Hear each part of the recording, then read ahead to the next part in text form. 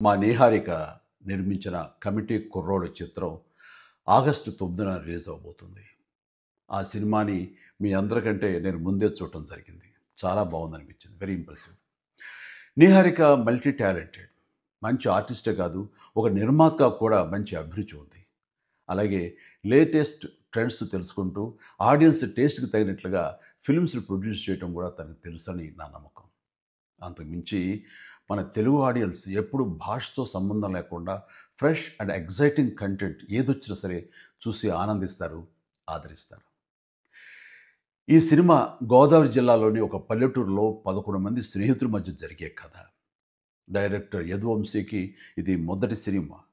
ఈ సినిమాకి story, screen play, దర్శకత్వం అన్నీ తానే చేశాడు. ఈ సినిమాతో చాలామంది కొత్త నటీనటులు పరిచయం అవుతున్నారు. ముఖ్యంగా మెయిన్ లీడ్స్గా 11 మంది అబ్బాయిలు, అలాగే 4 అమ్మాయిలు పరిచయం అవుతున్నారు. ఇది పరిశ్రమకి చాలా అవసరం. ఎదురులు రాజుకి కూడా ఇదే మొదటి థియేట్రికల్ ఫిలిం. ఇప్పటికే రిలీజ్ అయిన ఈ చిత్రం విజువల్స్కి మంచి పేరు వచ్చింది, బాగా ఆదరించారు.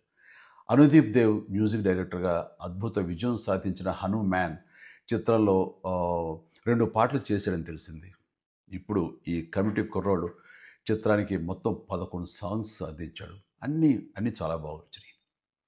ఈ చిత్రం ప్రేక్షకుల్ని అలరిస్తుందని భావిస్తున్నాను. వీళ్ళందరి కృషికి, టాలెంట్కి తగ్గ గుర్తింపుని, రివార్డ్స్ని ఈ సినిమా అందిస్తుందని ఆశిస్తూ కమిటీ కుర్రోళ్ళ టీం అందరికీ ప్రత్యేకించి మా నేహార్కు all the very best. God bless you all.